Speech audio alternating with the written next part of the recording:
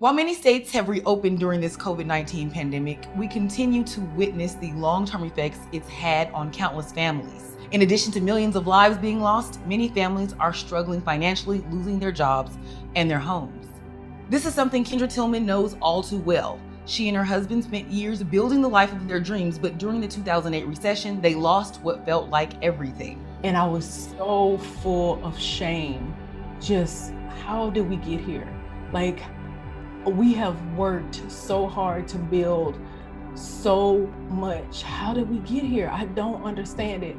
On this episode of Girl, We Need to Talk, Kendra tells us how the experience triggered her deepest fears and how she turned to her faith to get through it. My father died on June 20th, 2018. I was 37 years old, and suddenly everything I knew about myself was uprooted. I had so many questions, and there were so many layers to peel back. Who was my daddy? And who am I as a result? What was his legacy? And what will mine be? My mantra for 2019 was happy, healthy, whole. I was determined to face my grief and heal. And my girls were there with me every single step of the way. I found strength in my vulnerability, and we had open, honest, transparent conversations. And that's what we're gonna do here in this space. So grab your journal, light some candles, pour a glass of wine, and get cozy. Because girl, we need to talk. Welcome back to Girl, We Need to Talk. I'm Charity Bailey. Kendra, thank you so much for joining us. You're very transparent about your story, and it's one that a lot of people might find embarrassing, but you're not embarrassed by it at all. No, I'm definitely not embarrassed. It has been a journey, and I hope that the hope and encouragement that I have experienced will be able to share that with other people today. Well, a lot of folks are experiencing something similar to the 2008 recession just because we're losing and it feels like constant loss. So why don't you walk me through what you and your family experienced back in 2008? Yeah, so 2007, 2008 was when the real estate bubble burst. The market basically imploded within itself, and we were heavily financially invested in real estate. And it was honestly my worst fears becoming a reality because of the fact that we were not only invested ourselves on a personal level, but we were in partnerships with people that trusted us. And so when everything happened in ways that we could not have anticipated, then a lot of the hard part of that was the fact that people were angry with us for everything that transpired in their own financial situation. But we ourselves were dealing with our part and our experience with real estate. So we had invested in investment properties, we had invested in land, we had lots of debt in that process. And so we were in a position where it felt like we are in such a deep hole financially that I have no idea how, with my husband, who was the only person working at the time full time, how in the world are we going to ever be able to recover from being so financially strapped and in debt during this time and in this season? And so I definitely understand the fears that people maybe even are experiencing now. But what I do know to be true for us is that it was a journey and it was a process. And I'm really grateful today to be able to share with other people some of what I learned in that process of us being able to get out of that situation. So a lot of people experienced what you did in 2008. I happened to be one of them, just not as heavily invested because I was so much younger and at the start of my career. And when you lose everything at once, it, like for me, I just felt defeated. Like I could never come back from that. Mm-hmm. What did it feel like for you and your family? Well, I would say the biggest feeling, like when I think about how I actually felt, I really felt more disappointment about how everything happened and how everything unfolded. What was more damaging to me than the financial aspect of it was just the relationships that were lost. Because the thing about it is that we were wanting to build generational wealth. That was the whole reason why we were involved in real estate. We were not the people that were traveling and taking vacation and buying homes. We were living in our same home that we were in prior to buying the real estate. So our reasons for going through all of this was not because of some desire to be, showing off all our wealth or anything like that, but it was really to create that generational wealth. And so the disappointment that I felt was the first thing I would say I probably felt.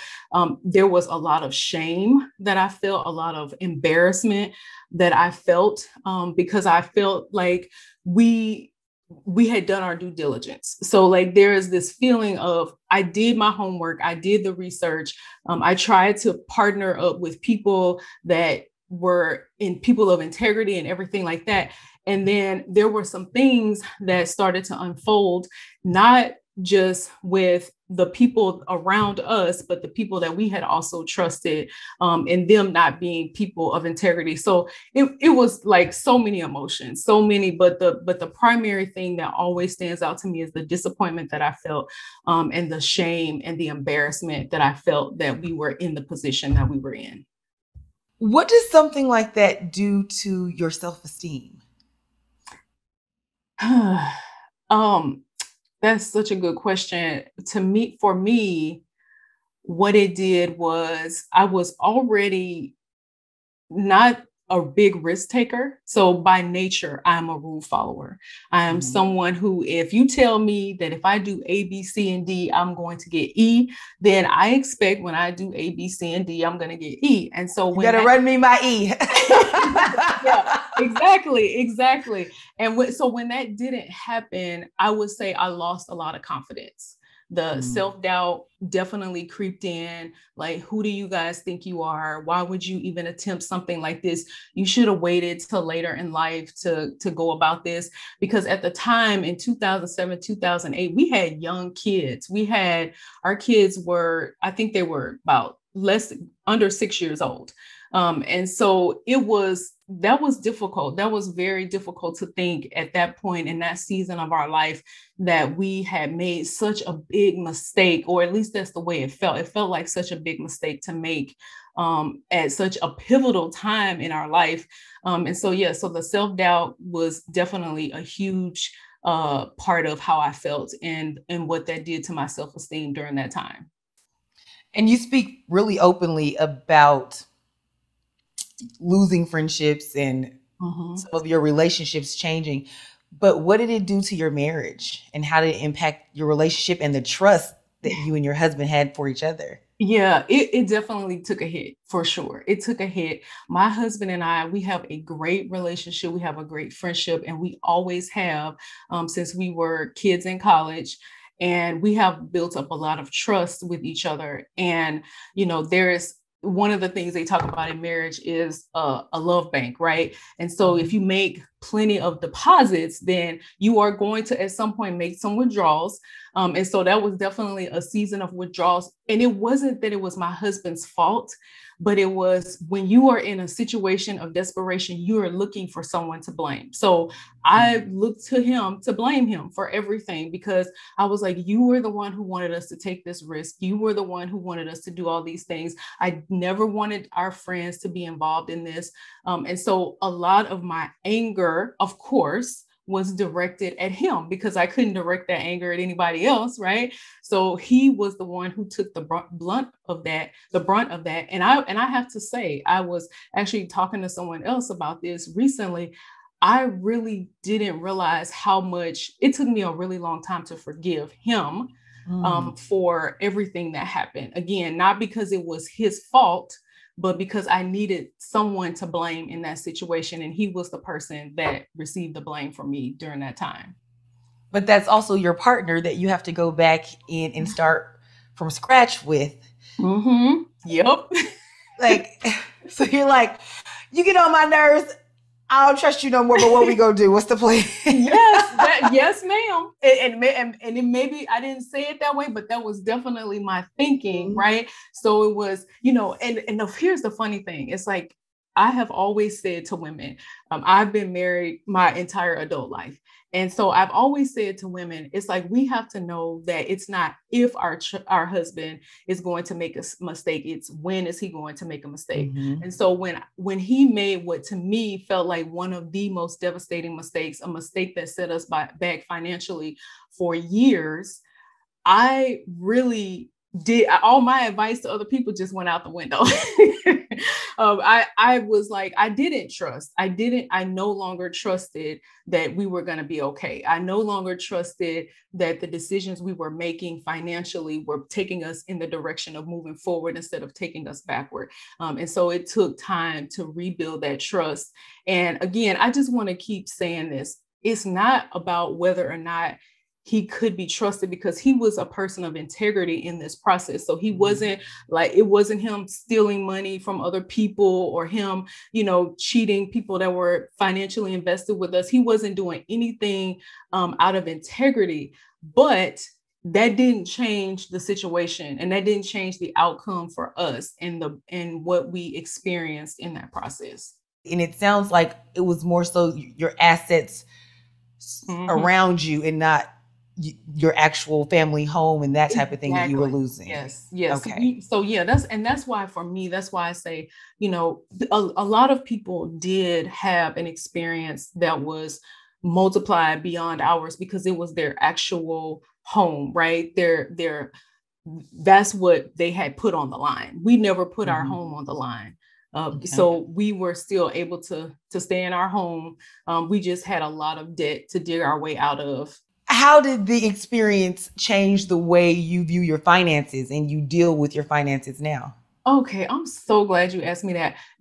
I feel like I was actually just recently listening to a woman who was recently divorced, and she was saying how throughout her marriage, she was never really involved in the finances. And I wouldn't say it wasn't that I wasn't involved, because I was, but I wasn't really involved. Like I really didn't know everything that was happening. And because of course I trust my husband and he is trustworthy.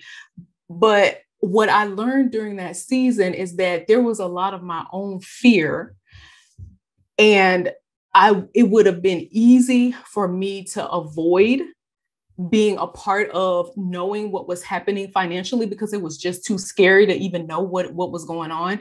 But I became a very active participant during that time, and I still am to this day. And that season for us, one of the things that we ended up doing was we didn't go to a marriage counselor, but we went to what we always say, a mediator. So having someone in your relationship who can mediate for whatever your need is. So for us, that was finances, right? So we couldn't talk about money because that started the biggest fights, the biggest arguments between the blame game. Yeah, exactly. I mean, on just ridiculous. It was bad. I was like crying. I would be crying when we trying to have a budget meeting, like, because it was all those fears, right? All those fears coming up to the surface. And so we hired a budget coach during that season, and she walked us through helping us put together a plan, helping us talk to each other without me crying or me getting mad or angry or both of us being stressed out, looking at these numbers that weren't working out the way they were supposed to. And so I just became a lot more of an active participant in our finances and wanting to be a part of what was happening and not being someone who was kind of like hiding my head in the sand because I don't want to know this, you got it. As long as you taking care of it, we're fine, that sort of thing. So I would say for me, that's the thing that I have definitely held on to from then until now. I'm glad you said that because I'm single. I have a lot of married friends, and I take a lot of wisdom from my, senior mentors, big sisters, aunties. And what I've heard them reiterate is that stepping back and allowing your spouse to do everything and to be in control of everything is also not fair, because then you don't have to assume responsibility and accountability, and you can say, well, look what you did to us. Yes, instead of being that's a partner. Good. Yes. And I was like, ooh, okay, well, I'm single, but I could not do that to men I date too. But and for me, when I lost everything in 2008, I was laid off as I was working as a reporter in Chico, California, and our business got ravaged, just like everybody else's. Yeah. Everything fell apart and my credit fell out the window. It was bad. Yes. I blamed God though. Yes. I didn't have a spouse to blame, and I was mad at God. Were you mad at God at any point? Yeah. No, you only asked me about my husband. I was mad at both of these men in my life. I was mad. I was more mad at God because it was, I don't think I ever phrased it this way, but the feeling that I had was, I thought you had my back. I thought, like, I prayed about every part of this decision. I was always leery of going into business with friends because I didn't want it to ruin the friendship. And I still remember sitting in our living room with the friends of ours who were going to invest. And I was like, if this is going to ruin our relationship, I would rather us not be in business together. And everybody was like, we understand the risk. We know what's at stake. And I remember praying, I'm like, God, if we don't need to be moving forward with this, if this is not what you want us to do, then I won't do it. Like, I don't need this. Like, I don't need this. But I just feel like this is a passion and a desire that we have. And so I want to do it if it's your will for us to do it. So we proceeded, we moved forward like we thought. And so I was extremely angry with God about how everything unfolded.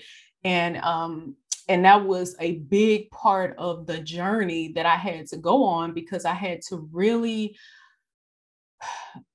decide if I trusted God and I believed him only when everything in my life was going the way that I wanted it to, or if I trusted him and believed him just because he's God. And knowing that he can be trusted, that he is faithful and exactly who he says he is, regardless of what my circumstances say. So yes, I definitely was mad at God. And I have shared that sometimes. And I know sometimes for some people, especially Christians, other believers, it's hard for them to hear people say that. That they were. You want to clear a room? Yes. I'm like, listen, it got to a point, I told my family, I was like, this is not fair. I did everything right. When I worked in the NBA, I wasn't pouncing around with players. My players called me church girl, Kendra, for goodness sake, because I was work, church, school, in that order, and mix it up. That was my any given day, and I'm like, I did everything by the book. Like you said, the rule, like, so now why is this happening to me? Yeah.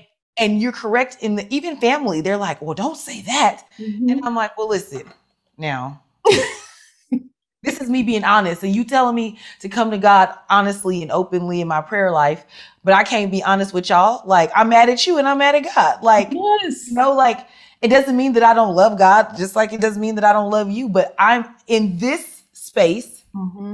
I'm being open and honest. I'm bringing my broken heart and I'm saying, I don't like it here. Yes.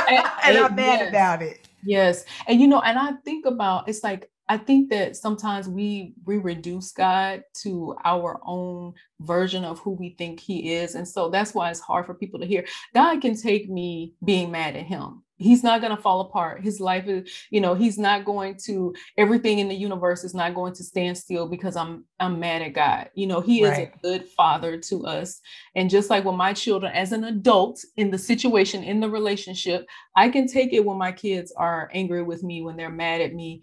And I think that is a good place of being honest. Like in every relationship, when you think about the real strong relationships you've had in your life, you can't call somebody a friend until you've been mad at them. Or you have an argument. Yep. Yes. When you have, but people don't like that. Yes. Yeah. And that's why you mentioned your friends. Yeah. And speaking to them and stating at any point, if this doesn't work out, like, you can pull out. But the thing is, while everything is good, it's good. Yes. A lot of people, and I didn't know this because we grew up with healthy conflict. You know, me and my sisters, we go at it. People are always like, oh my God, you and your sisters have the best relationship. We do. But when it's time to go, we go. And then we come back and we be like, listen, I'm sorry, I blew up. You have to be woman enough, friend enough, person enough to own your feelings, fight fair, and then also be willing to apologize and take responsibility and accountability for your actions. And so when we are talking about God, we think about God in the way that we think about ourselves, I think sometimes. Yes. Yeah. And like you said, God could take me being mad at him. He knows the beginning and the end. He knew I was going to be mad.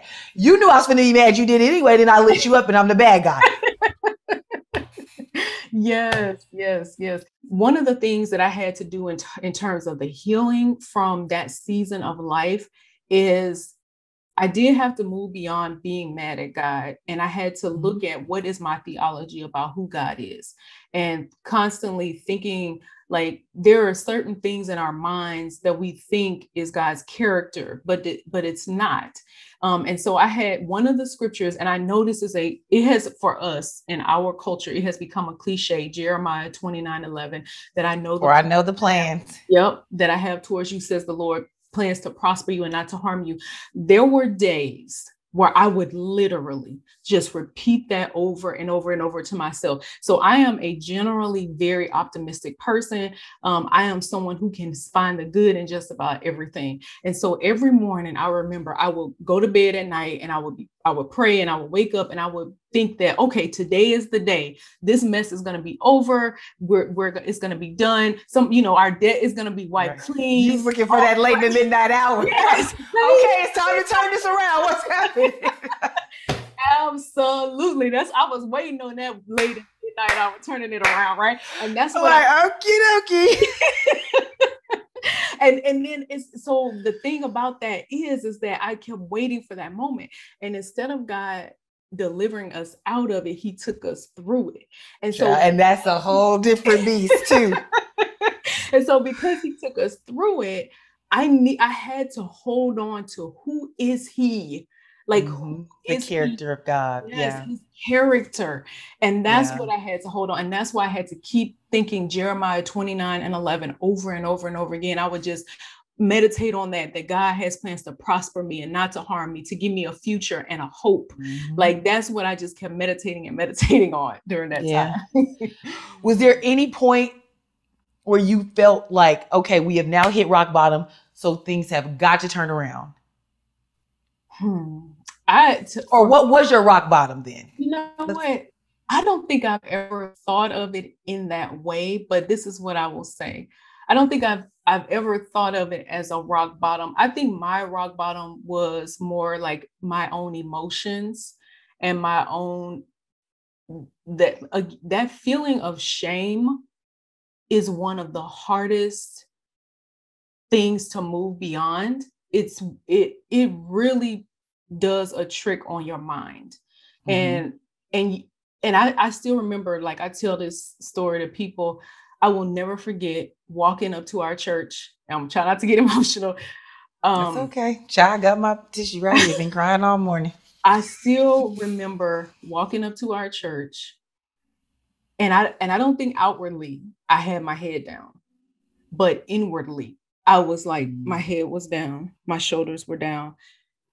And I was so full of shame. Just, how did we get here? Like, we have worked so hard to build so much. How did we get here? I don't understand it. And I was like, I don't even know how I'm going to walk in this church. And people probably weren't been more paying attention to us or cared about what was happening to us. But I just felt so much shame. And I remember that scripture just came up in my spirit, that God is the lifter of my head. And it was, the Holy Spirit was like, lift your head up. You don't have anything to be ashamed of. And for me, I needed that so bad. I don't know what it was about that particular day. I just felt I needed that. I just needed it really badly. Clearly, you and your husband share a lot of love for each other. And there are a lot of people, especially now, as we're still riding the wave of a pandemic, they're grieving. They're feeling ashamed. They're losing, not only loved ones, but their homes and their material goods. How did you and your husband heal through that? And how did the two of you turn it around? Yeah. I'm so glad you brought up the word grief, because I feel like I've only realized in the last couple of years that was a big part of what I was feeling. There's this book that I had recently read, and she talked about grief work. And she was like, it's the work that you have to do when the life that you expected is different from the life that you have, right? And so the grieving process for us looked like forgiveness, being able to learning how to forgive one another. Gratitude was a big part of my healing process. I literally would have to wake up in the morning and I would have to just write down, or maybe it was when I went to bed at night, write down 3 to 5 things that I was grateful for. Because when you talked about the word hope, that's when you get to the point of feeling hopeless, you really need gratitude to keep you focused on, yes, my life does not look like what I wanted. It does not look like what I expected, but what do I have? For me as well, scriptures. So meditating on words that bring hope and healing into my life versus looking at my circumstances and rehearsing everything about them that I don't like, but instead taking those verses of scripture, those promises, and meditating on them as I write them. And I would write them down. Like I would have a scripture verse that I would write, and maybe I would write it 3 or 4 times or whatever. But I did a lot of journaling during that time. But in terms of us starting to move beyond that season of our life, well, I went back to work. I was a stay-at-home mom at the time. That was the decision that we had made.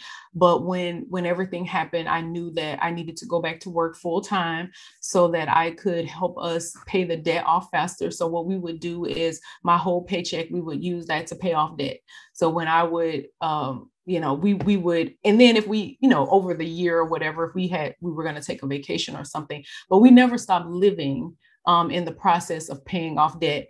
But we used my paycheck. We had a budget coach who kept us on track so that we could keep having those conversations and not have the breakdown in communication and all of those things.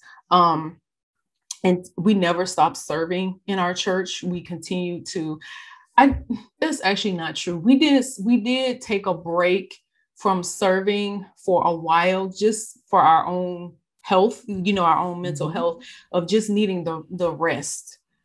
Spiritually, needing the rest. That's big. Emotionally. Yeah. Because I do remember that we definitely had that season where we needed an emotional break, and a mental break, and just being able to just show up and us be poured into versus us having to constantly be given out to other people. So those were some of the things that are immediately coming to mind of what we did. What'd you learn about yourself as a woman during that time? That I'm stronger than I think. Hey. That really is my mantra. You are stronger than you think. And that is really what I learned about myself during that time, that there are certain things that I even think about now. There's things that would have rattled me. What was that, 14 years ago? That won't rattle me now, because I know what God has placed on the inside of me, and I know who God is, and I know what he does in my life and how he's working. And so there are things that would have really just took me out back then, but they won't take me out now. And I am truly stronger than I think I am. I really admire the fact that you are able to speak so openly about the loss, about how you felt about it, how you and your husband were able to navigate it, and then also rebuild. And I actually met you at one of your conferences when I was like, yes, I barely made it there, because that morning I was grieving. It was like right after my father passed away. But to your point, grief comes in so many different forms, not just the loss of life, but it's the thing. You have been rebuilding, and you are now empowering other women to do so. So let us know how we can tap into what you have going on. Yeah. So in the midst of this process, so I remember actually one of the first things that happened on this journey for me unlocking my purpose was I learned what my spiritual gift was. So learning that really helped me take one step. And then another step that I took is that I started hosting the women's empowerment events, that one of the ones that I met you at, right? And so that was another step that I took. Then another step that I took is, as I would prepare those, I feel like God would just show me layers. And the title of the event was "You Are Stronger Than You Think." And one of the things when I was hosting those events that it was just clear as day that my purpose is to help women move past the pain of a devastating, defining moment to get on with living the good life that God has planned for them. Every single one of us has a defining moment in their life. So maybe your defining moment has nothing to do with finances. Maybe it has to do with the loss of a child, or the fact that you haven't been able to have children, or the fact that maybe you have had some other type of devastating moment in your life. And so for me, my purpose is directly connected to that. And You Are Stronger Than You Think, the event, was really about helping women build that emotional stamina, the resilience, the perseverance that it takes, that sometimes when things happen in life, it's so easy to get stuck in a moment of your life and you never move forward. You just rehearsing and rehearsing. Like, you could have easily stayed, you could have just rehearsed what was happening. You could have continued to feel all that self-doubt in that process. And so I felt like one of the things that God has called me to do, and He has called every single one of us to do, is that free people. So that when you have received your freedom, now it's your turn to go back and help other people get theirs, right? To get their freedom as well. And so that is like the work that I do. Is I am a women's empowerment coach. I have been trained as a certified life and executive coach and a leadership consultant. I come alongside of women and I help them, again, through the process of coaching or mentorship, is working with them to reclaim that voice, whether it's a women's empowerment event that I'm hosting, a leadership event, through one-on-one coaching, group coaching. And that's just some of the ways. Books, I write books. I'm an author. Listen, you're a jack of all trades. I forget to mention that sometimes. And then, everything is connected, right? So it's all connected to that message of you are stronger than you think. That's why my business is called Strong Her Me Coaching and Consulting. You are definitely walking in purpose, and you experienced a lot of pain to get to the purpose. Yeah.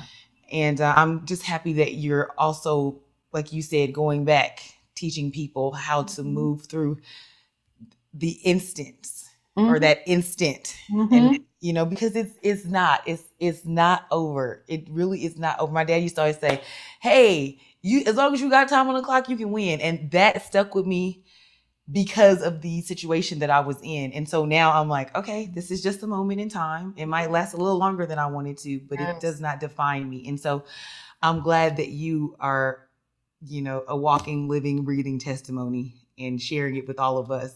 Yeah. So thank you so much for joining us. Thank you. I could talk to you all day because you just make me happy, child. I'll be ready to run around this living room. Thank you for having me. I'm so honored that you would allow me the opportunity to encourage someone else and give them some hope. Like one of my friends calls it borrowed hope. Sometimes you have to borrow other people's hope for a season to help you be able to keep moving forward. So I'm happy to be that today for somebody. Yes, absolutely. Well, cheers to being happy, healthy, and whole, and living in the moment. Because it's just a moment, child. Yes, it's just a moment.